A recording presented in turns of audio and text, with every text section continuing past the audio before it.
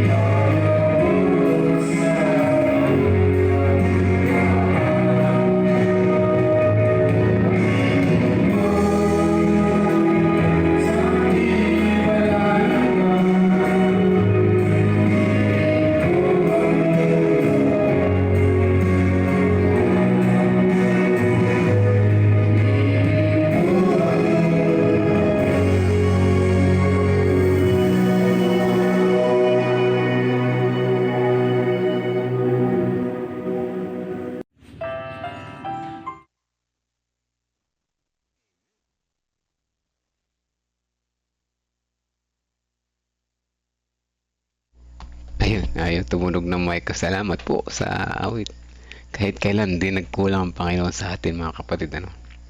Kaya tayo ay dapat na magtiwala sa Kanya. Salamat sa share ng awit. Sina Kuya John Dilaw at sina Sister Magda. Ayan. San Antonio Church. Ayan. Good morning po sa lahat nandyan sa live ngayon. Magandang araw po sa inyo. At ayun araw, napakabilis ng araw. Matatapos na naman pala yung September. Oh. Hindi ko na mamalayan. Kaya ngayon sinisimulan ko na naman yung pag-prepare para sa October natin, PowerPoint para magamit natin. Ano. So, tunay na mabilis ang araw. Ang pagdating ng Panginoon ay tunay na mabilis din. Ano? Kaya tayo ay maganda. Huwag na tayo magpa-bagal-bagal pa. Ano? So, good morning po, Sister Melissa Gamboa, Ate Janice, Ma'am Femi, Kuya Abner, Kuya Monching, Ate Reby, Sister Resbeb. Medyo maaga tayo ngayon. Ano? Malamang ay si Pastor may lakad na po. Maaga na agising si Pastor. Pag si Pastor, maaga na agising ko na agad dyan. Walang masasayang na oras. Napakasipag ni Pastor. Ano po? Teka, ayusin ko lang yung screen ni Pastor po. Bubuksan natin. Ayan. Mga kapatid, ipagkaloob na po natin kay Pastor. Pagkakataon. Pastor, good morning po. Kamusta po dyan? Good morning po, Kuya Belms. Ito, maganda na ang panahon natin. At pwedeng-pwede na uli na mag-exercise, lumabas at kung saan pumunta.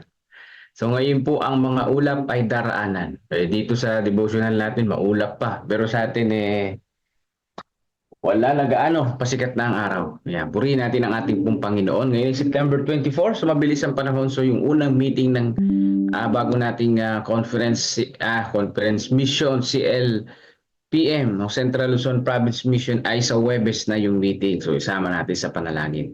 Tayo po ay manalangin para po sa ating pagsimula.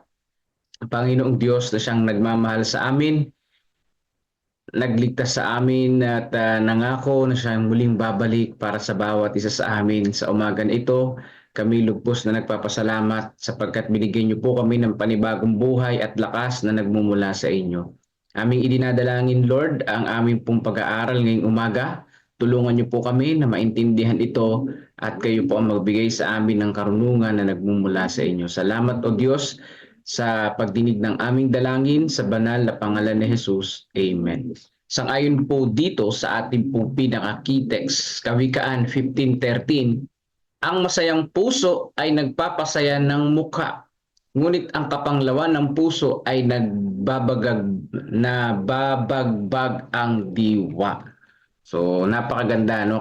Kahapon ay binanggit lamang natin itong talata na ito, mga kapatid, at ngayon ay talagang sinabi na ng ating pong text na ito yung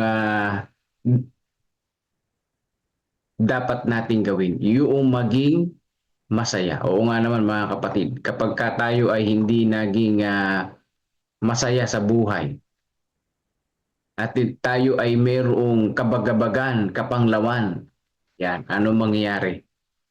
Dry it the bones, ang sabi nga. So, gamot yung pong pagiging masaya. So, ang mga may sakit, masaya sila kapag may mga pamilyang nakakaalala sa kanila. So, sabi po dito, ang kalungkutan ay dumarating at umaalis. Ito ay kapalaran ng tao. Yan.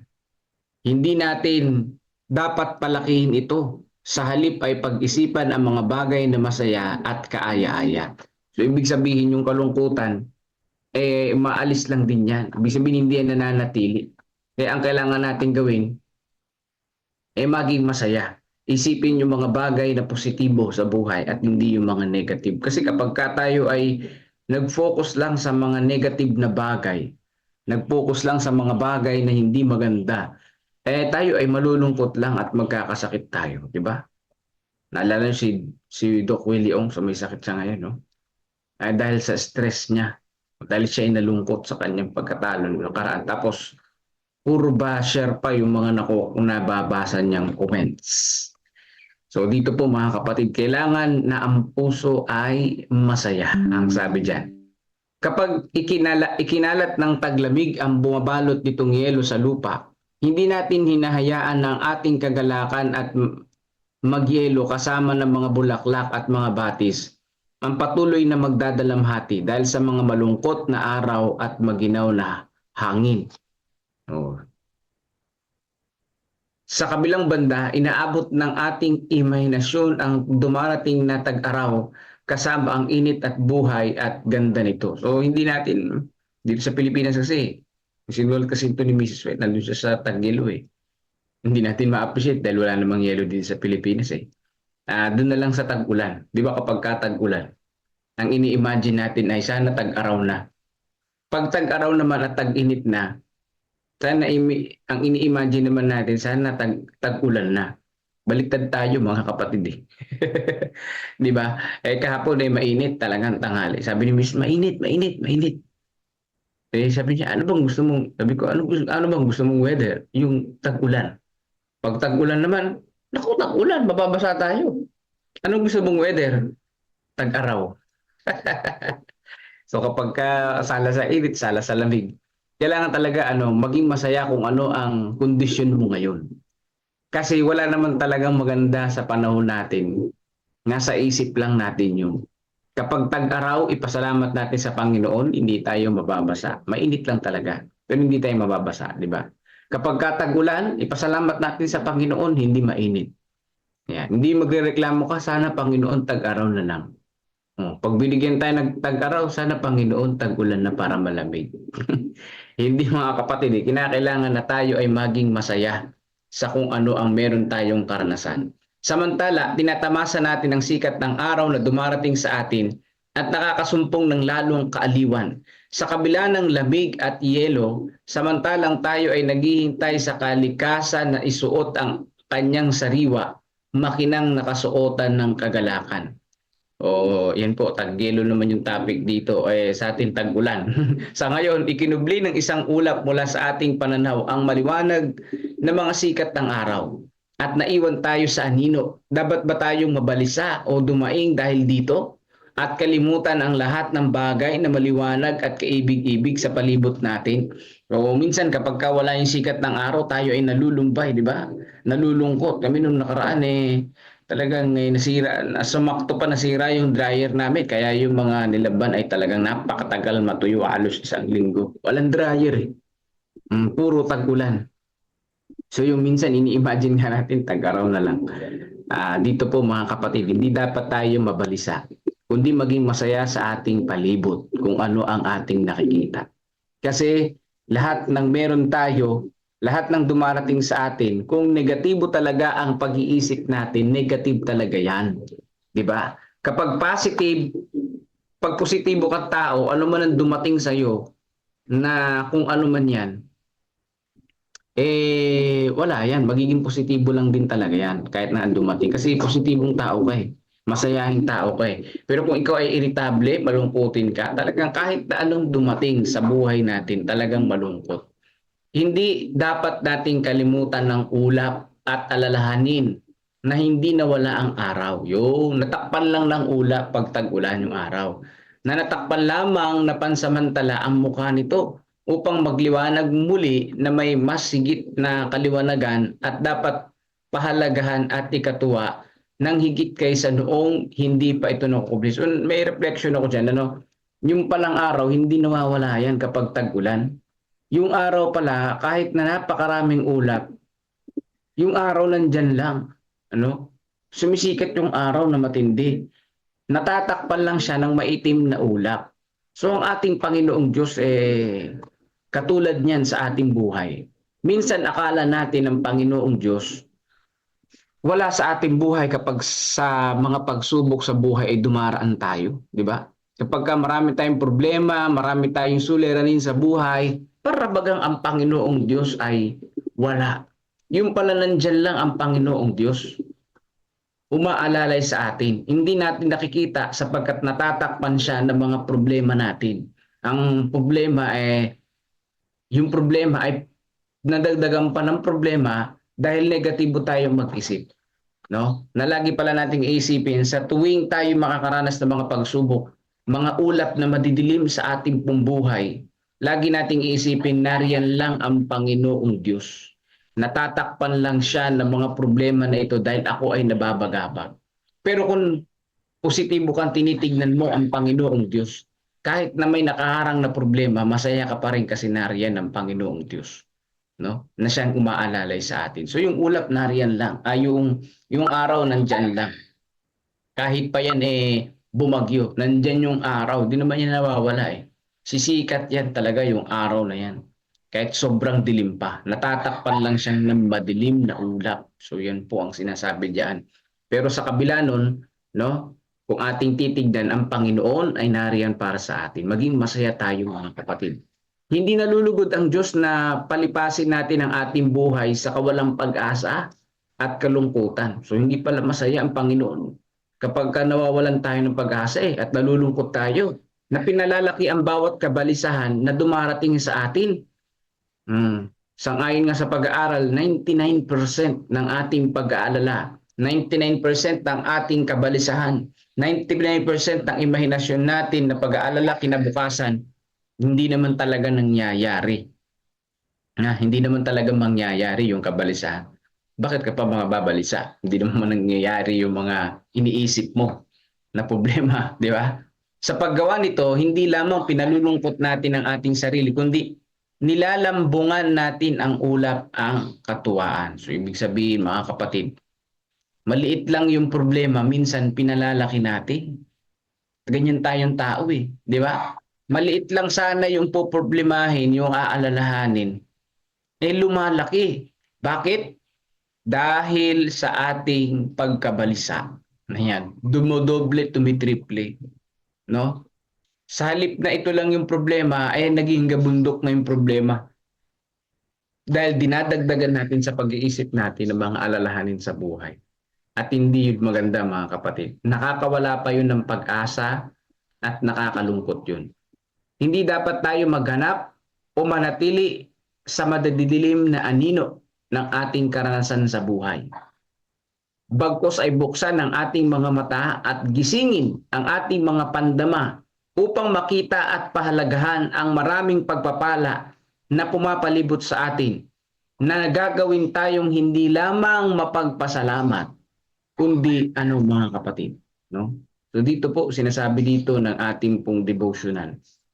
Sa halip na tignan natin yung mga madidilim na anino ng ating pong buhay, ay ating tingnan yung mga blessings na meron tayo. Yung ating tingnan mga kapatid yung blessing na meron ang bawat isa sa atin. Minsan tayo ay nakatuon lang doon sa mga problema na nakapalibot sa atin. So hindi natin tinitignan yung mga pagpapala ng Panginoon. Kaya nga merong awit count your blessings, name them one by one. Ayan, no? Count your blessings, name them one by one. Bakit? Dahil minsan kapag tayo ay may problema, ang binibilang natin yung problema natin. At kapag nabilang na natin yung problema natin, mag-aalala na tayo sa kinabukasan. Di na doble yung problema mo ngayon. Sa halip na hindi naman talaga problema, ay naging problema at suliranin pa. Bakit mga kapatid? Dahil sa ating sariling pag-iisip. Kaya nga, tama yung sinabi sa text na maging masaya tayo. No? Sabi pa dito, kalooban ng Diyos na tayo ay maging masayahin. Ayun. Hindi pala kalooban ng Panginoon na tayo ay malungkutin. Nais niyang buksan ang ating mga puso sa liwanag ng langit. Nais niyang patamisin ang ating sarili, ang ating espiritu ng kanyang pag-ibig at kabutihan, na nakikita sa ating mga sariling buhay at sa mga bagay na nakapaligid sa atin. So sinasabi po dito mga kapatid, ano ang nais ng Panginoon? Maging masayahin. Kaya salamat sa mga kapatid natin na palakwento, no? Mga bangka, yung mga tinatawag. Yan, mga tawag dito, mga payaso ng grupo. Ayan, saludo tayo diyan. Bakit? Nakakaalis ng problema kapag ikay tawa ng tawa. Huwag lang tayong mandalait ng ibang tao. Basta tungkol lang sa katatawanan. Kasi pangit naman na yun.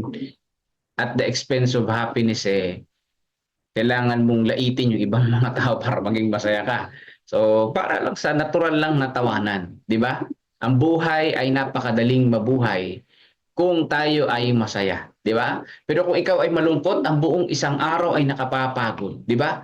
Nakakapagod pagka malungkot ang isang buong araw. Pero kapag masaya, kahit isang taon pa 'yan, napakasayang mabuhay. Yaong mga nakakasalamuha natin ay naapektuhan para sa mabuti o masama sa pamamagitan ng ating mga salita ang kilos. So, sinasabi dito mga kapatid sa akin, nakakarating sa akin dito na tayong mga mananampalataya, kailangan mag-impluwensya sa iba na maging masaya. Ayan. So dapat ang mga mananampalataya at naghihintay sa pagdating ng Panginoong Diyos, naghihintay sa pagdating ni Jesus, ang pinakamasayang tao sa mundo. Ayan, ang mga naghihintay sa pagdating ni Jesus. Hindi yung naghihintay tayo sa pagdating ni Jesus, tayo pa yung pinakamalungkot. Kasi nga 'di ba napag-aralan natin kahapon kapag ka ikaw ay nalulungkot, no? Nababalisa ka, makasarili ka, 'di ba? Makasarili ka. Ibig sabihin kaya ka nalungkot, may mga bagay sa mundo na gusto mong makuha pero hindi mo nakamtan. Yun ang interpretasyon doon. Kaya bilang isang mananampalataya, dapat tayo ang pinaka masaya at maimpluwensyahan natin yung iba. Hindi natin namamalayan ang pagsiwalat ng samyo ng ating karakter sa moral na kapaligiran na pumapalibot sa atin. O kaya naman ay nalalason natin ang kapaligiran yaon sa pamamagitan ng mga kaisipan, salita at gawa na may nakasisirang impluensya. So tayo mga kapatid, ano yung impluensya natin sa ating community? Tayo ba yung nagdadala ng positibong hangin? Ibig sabihin, positibong ambience, mga kapatid? O tayo yung nagdadala sa kapaligiran ng nakasisirang impluensya? Ibig sabihin napapasaya ba natin yung ibang mga tao? O tayo yung nagdadala ng kalungkutan at bad news sa kanila? So dapat isama natin sa ministry mga kapatid na tayo ay maging masayahing mga mananampalataya. Na tayo ang magiging daluyan ng pagiging masaya, daluyan ng pagpapala in terms na nagiging masaya at nakakalimutan ng ibang mga tao yung kanilang problema kapag kasama kanila. Ayun. No? Nakalilimutan ng ibang mga tao yung problema kapag kasama kanila. Yun ang pinaka-the best. Nagbibigay tayo ng kaligayahan sa kanila. Ayun. Kaya nga mas maganda na ang mananampalataya isa sa pinakamasasayang tao sa balat ng lupa. So ito yung verse natin, Kawikaan 15:13. Ang masayang puso, huwag nating kalilimutan ito, ay nagpapasaya ng mukha. Ngunit ang sa kapanglawan ng puso ay nababagbag ang diwa. So nasa puso mga kapatid. Kahit hindi ka tumatawa, 'di ba? Makikita pa rin masaya ka kasi maaliwalas ang iyong muka. Pero makikita na mukhang matanda yung mukha mo. Ibig sabihin yung puso mo hindi masaya. No? Naglilingkod ka sa Panginoon, hindi ka masaya. Di ba? Naghihintay ka sa pagdating ng Panginoon, malungkutin ka. Anong klase naghihintay sa pagdating ng Panginoon yan? Parang hindi ka nabubuhay na may pag-asa. Tayo mga mananampalataya, mga Adventista, nabubuhay dapat tayo sa pag-asa. So kinakailangan masaya tayo kasi may pag-asa di ba? May pag-asa ng pagkabuhay, may pag-asa na darating ang Panginoon, may pag-asa ng ating tinitirahan ngayon ay pansamantala lang at meron tayong permanenteng tahanan doon sa langit. Di ba dapat mas masaya tayo kapag kaganyan? Di ba nga kapag kasahuran, pag alam mo may darating na pera, masaya ka. Bakit? Mabibili mo yung gusto mo lalo na ito, paparating na ang Panginoon. No, higit pa sa kayamanan ng ibibigay, buhay na walang hanggan. Dapat tayo pala yung pinakamasayang tao. Hindi yung tayo yung pinakamalungkot. Kahit na po hindi didinig yung ating panalangin. 'Di ba? Kasi may tatlong klase naman na dinidinig ng Panginoon yung lahat ng panalangin May tatlong sagot nga lang siya. Either sa tatlo na yon. Wait, yes or no. Yun lang naman yun 'di ba? Yung no, sagot pa rin naman yun sa panalangin No. Hindi lang nga lang ayon sa kalooban natin. Yan. Wait, yes or no lang naman yan. Kung hindi yes, di no. Kung wala doon sa dalawa na yon, di wait. No? Maghintay. Maging masaya sa paghihintay. Yun ang pinaka-the best. Maghintay. Maging masaya sa paghihintay. Lahat naman ng bagay sa mundo ay naghihintay tayo. Di ba? Naghihintay tayo ng umagahan, ng lunch. Lahat ay takes time. Kahit yung pagdating ng Panginoon, kailangan natin maghintay. Kahit nga, anong bagay ang meron tayo, ginagawa natin, kailangan ng wait. So, kinakailangan ay Bukod sa pananampalataya mga kapatid, maging masaya tayo sa ating Panginoong Diyos. Ang isang mananampalataya na malungkutin, no? Ang isang mananampalataya na hindi masayahin, no? Lagi na lang may problema sa buhay. Ang mananampalataya na walang pag-asa. Parang walang Panginoon sa buhay mo kapag gano'n. Kung mayroong Panginoong Diyos sa buhay natin, mayroong kagalakan sa ating puso, sa ating Panginoong Hesus. So pagpalain tayo ng ating tagapagligtas, tandaan po natin ito at aking tatandaan din ito bilang isang leader na mananampalataya dito sa West. So isa dapat ako sa masayahin dito sa distrito dahil tayo naglilid sa mga kapatid para manalangin sa Panginoon, di ba? Nakakahiya na ikaw naglilid ka sa care group, malungkutin ka, di ba? Problemado ka. Yung problema ay gawin nating motibasyon na maging masaya. Pansamantala lang itong problema na ito. Merong sagot dito ang Panginoon. Malulusutan ko to. Pinaka the best mga kapatid. So ngayon ay tayo ay mananalangin na. Pangunahan tayo ni Brother Melvin sa panalangin. At pakinggan po natin ang awitin, papuri sa ating Panginoong Diyos. Muli po, magandang umaga po sa inyo pong lahat. Ikaw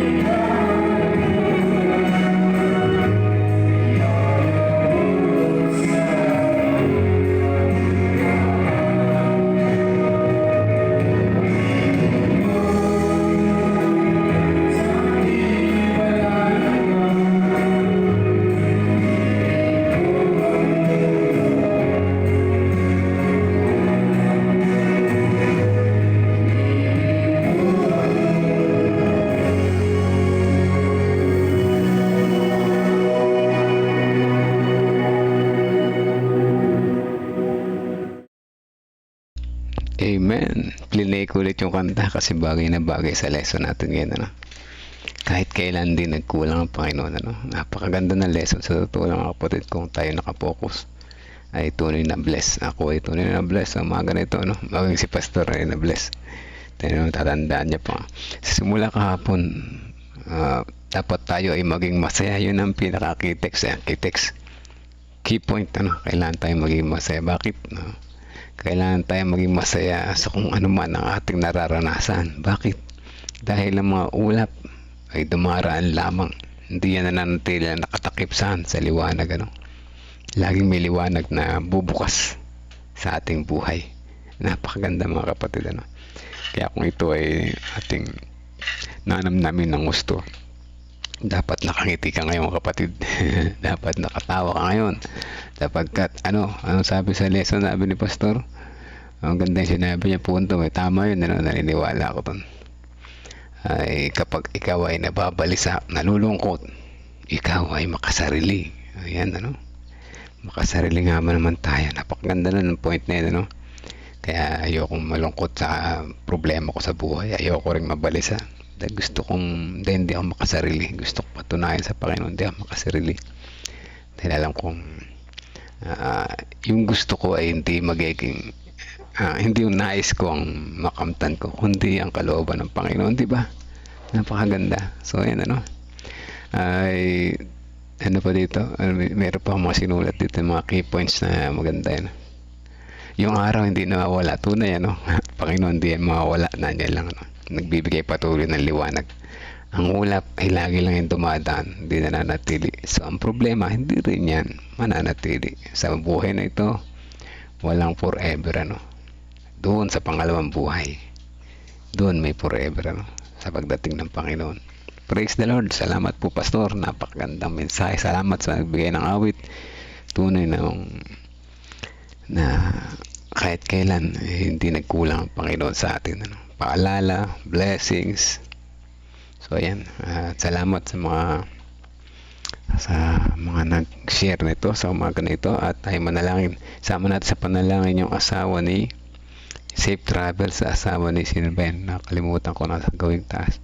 Sister Marites Loreta papunta sa Cagayan, safe travel para sa kanya, at ako'y ang tawag ito,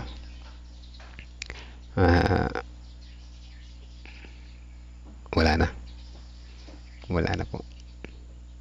Meron ako nabasa kanina, hanapin ko lang ulit, ng dami kasing chat, ano.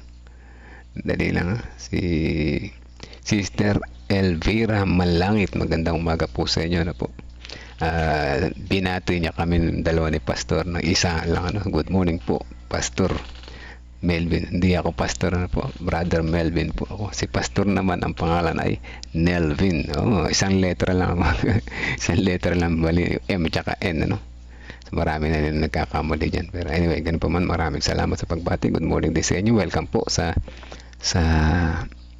discipleship ministry, sa pakikinig, ano. Let's pray po.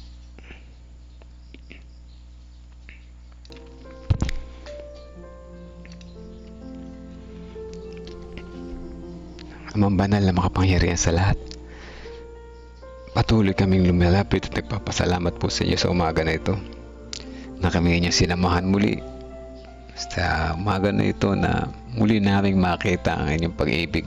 Salamat, kami lahat ay na-bless sa umaga na ito. Tunay na ang mga ulap ay dumaraan lamang, hindi nananatili. Kaya ito ay isang maliwanag na patunay na ang inyong pag-ibig ay hindi mawawala kailanpaman. Salamat sa assurance, salamat sa pag-asa, salamat sa kaligayahan na inyong binigay sa amin, na bagaman dumaraan sa amin ang madilim na bahagi ng buhay, ito ay magiging masaya sa pamagitan po ninyo. Salamat sa pagbubukas ng aming isipan. Hindi dapat kami malungkot, hindi dapat kami mabalisa dahil hindi na gaganap ang nais namin. Ito ay isang sinyalis ng pagiging makasarili. Nawa ito'y maalis namin sa aming mga sarili, maging masiyahin kami dahil nandiyan kayo para magtulungan kami. Salamat po, at ramdam po namin ang inyong pagmamahal. Ngunit sa kabila ng inyong kabutihan, Ama, eto kami pa rin ay makasalanan. patuloy na paulit-ulit nagkakamali, patawarin niyo po kami sa aming mga nagawang pagkukulang at pagkakasala. At sa pagpapatuloy naming panalangin, nais naming isama sa panalangin ang lahat ng mga narito sa live ngayon, nakikinig, nakapakit na nalangin. Samahan kami sa maghapon na ito. Matutunan namin maging masaya kahit na kami ay nasa gitna ng problema. Matutunan namin ngumiti, tumawa, maging masaya dahil ayaw namin maging makasarili. Salamat po sa inyong pagmamahal. Tulungan din ang iba pang aming mga gawain. Malayo kami sa anumang kapahamakan. Sa maghapon na ito, nawa kayo ang mauna palagi sa aming mga isip, mga salita at mga gawa upang kami maging karapat dapat po sa inyo. Dalangin din po namin ang unang meeting na gagawin ng mga opisyalis noong una sa CLPM. Ito ay maging matagumpay, ang mga plano ay maging maayos at ang bawat isa ay lumago sa pananampalataya. Dalangin din po namin ang safe travel sa Cagayan, yung asawa ni Sister Marites Loreto. Ingatan po siya sa daan, ay layo sa anumang kapahamakan sa daan at makarating siya doon ng ligtas. Ano man ang kanyang gagawin doon ay siya samahan hanggang sa kanyang pag-uwi sa kanilang bahay tahanan. Ganyan din dalangin namin patuloy si Doc Willie Ong, sa ngayon ay nakikipaglaban sa kanyang karamdaman. Patuloy na siyang bigyan ng kalakasan sa araw-araw at makita niya na ang ulap ay tumatakip lamang panandali at ito ay gumagalaw, umaalis din. Patuloy ko namin sinasama sa panalangin si Sister Hazel, kung ano man ang kanyang pinagdaraanan sa mga sandali na ito sa kanyang buhay. Mabigat ang kanyang pagsubok na pinagdaraanan. Nawa makita pa rin niya ang liwanag na nariyan hindi nawawala at maging masaya pa rin siya sa buhay at patuloy na samahan siya sa kanyang pagsubok na pinagdaraanan sa buhay. Dalangin din po namin patuloy ang recovery sa mga kapatiran kina Hannah Lopez, si Uncle William, si Raspe, si Brother Daniel Gonzales, gayon din ang kagalingan kay Kennel de la Cruz.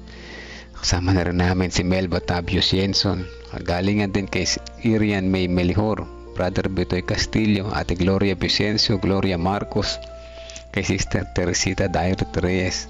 Kasama na rin yung kanyang dalawang anak at mga apo na naway patuloy na makita nila ang liwanag. Ang Holy Spirit naman mangunguna sa kanila, makita nila isang magandang halimbawa si Sister Teresita upang sila makasama nila sa kanyang pananampalataya.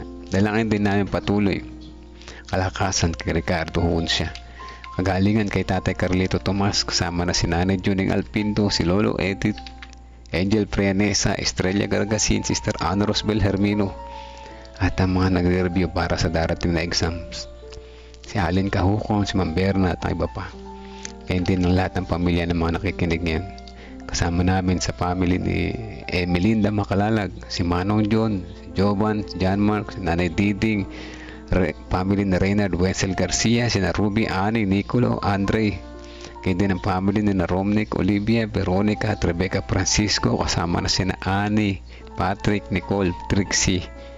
At ang nawa makilala nila na lubusan ng Panginoon namin Jesus bilang isang mapagmahal na Diyos, maawain, mapagpatawad at dakilang manunubos. Kaya din ang family ni Sister Melissa Gamboa, kasama na ang kanyang asawa at dalawang anak. At kasama din namin ng mga family na malayo sa aming lugar, na sa malayo nagtatrabaho, na ninirahan kasi malayo sa kanilang pamilya. Si Brother Buboy, Sister Tintin, Sister Joy Valencia, Sister Isa Erilia, Brother Rudy Masiglat, ng tatay ni Sister Joy Valencia. Pag-iingat po at kalusugan sa araw-araw ang aming panalangin para sa kanila.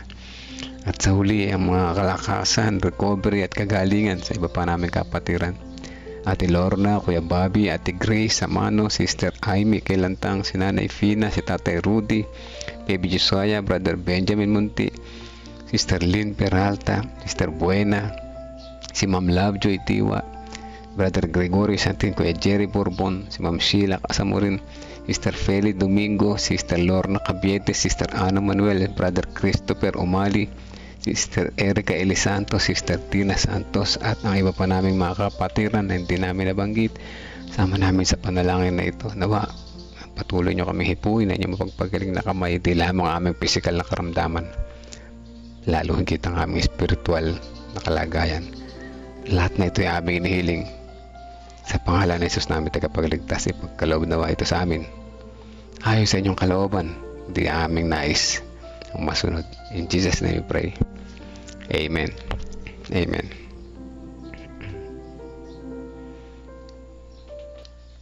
Amen mga kapatid. Salamat po muli sa Prayer Warriors. Salamat sa mga sumubaybay. Salamat sa mga na-bless sa mga ganito. Salamat po Pastor. Nanay Fina. May nag-chat sa akin si Kuya Arman Reyes. May tip siya para sa iyong tuhod na yan. Pwede mong subukan na lang masama.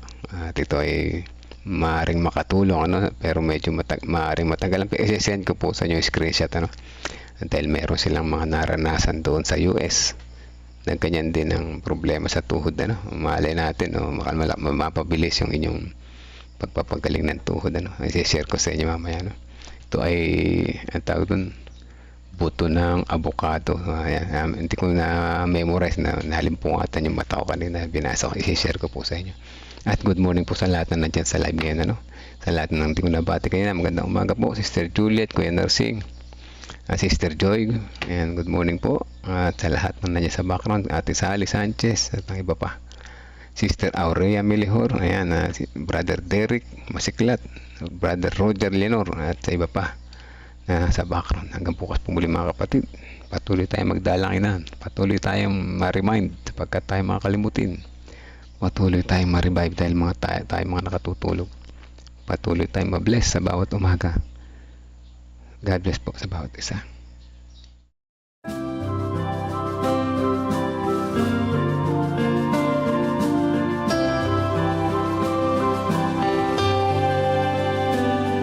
I hear the voice of Jesus calling. My answer is, I will go. I see the need of people crying. My answer is, I will go. I go to share the message of love. I go to share the blessed hope. But if I get discouraged, I call to Jesus' help.